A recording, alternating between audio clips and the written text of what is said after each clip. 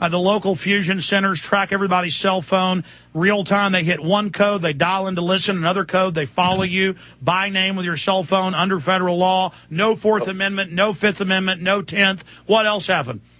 Well, there was I think it was a guy in a white suit with bars on his chest, so I believe he was a Navy admiral. And there were state police cars everywhere and stormtroopers from the state police in this conference. So this is. Well, you know who heads up FEMA and all the major departments is military people now. Yep. This confirms everything you've been talking about. So what else did they see you and tell you to get out of there, or what was going on? Yes, they gave me an escort out. I pretended like I was a senile old man because I was just walking around trying to snoop on them. And I said, oh, no, I'm just looking for the elevators. You know, I pretended like I was senile, so they escorted me. The security escorted me out. But they were marching through this place. The admiral had 5 flunkies in suits following him like an inch from him as he was marching through the corridors. And every day, this was 3 weeks ago, and every day on the news, every minute of every day on every station across the land, they were talking about the flu outbreak.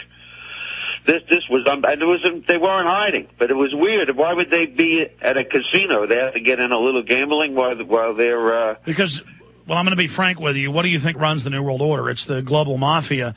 But no, they're having regional meetings everywhere to test their federal flunkies, and they're promising all the locals all the power they're going to get. This is a criminal takeover of society. And the foreign banks are openly imploding the economy by design. They'll soon have us completely sucked dry. And they know when the public panics, they're going to release some flu or something as a cover story, as an excuse to clamp down. Oh, we got to have martial law for a flu. Remember, 4 weeks ago, I laid out it was a manufactured flu. Now, top scientists have looked at it and say, yes, it is totally manufactured, but as a beta test. And so it just gets crazier and crazier, my friend. I appreciate your call. Yeah, it's just Google fusion centers. It's the fusion centers that are getting these DHS reports saying veterans are the #1 threat to Homeland Security. #2, American gun owners. The whole anti-terror system is for you. You own a nice ranch, you own a company, you're the target.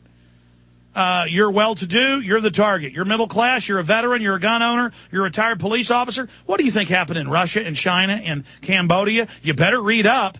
You better find out who the targets are. These people mean business. They are training youth corps. I'd say to be ready in 2-3 years. They'll be ready. The guys that are 16 are going to be 18. And they are training to go in and do seek and destroys, to go in buildings. It's in the New York Times. Hidden in plain view. Oh, look at these young children training to kill the veterans. And the Homeland Security guys are go in and get the shooters. Kill them. And it's always in a nice situational ethics where, it's reasonable.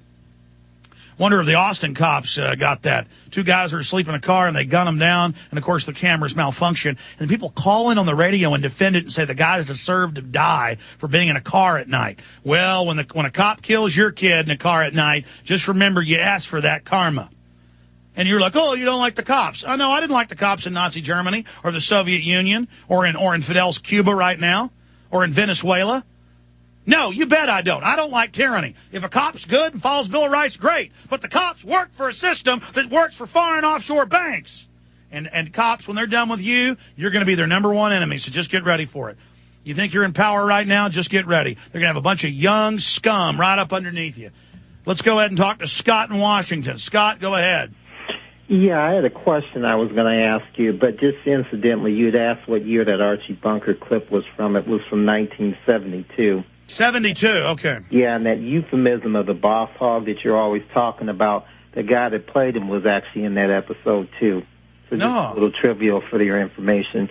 But what I was going to ask you was that protest at Arizona State, the one that Ernest Hancock was going to be a part of, and passing out the DVDs, and I know you and Jason had them on your shows last week. Yeah, I saw a video of them handing out the DVDs. Yeah, I was just curious, was there any word on how that went? No, everybody said, the Secret Service won't let them have micro FMs broadcasting there, and they won't let them hand out 15,000 of my DVDs.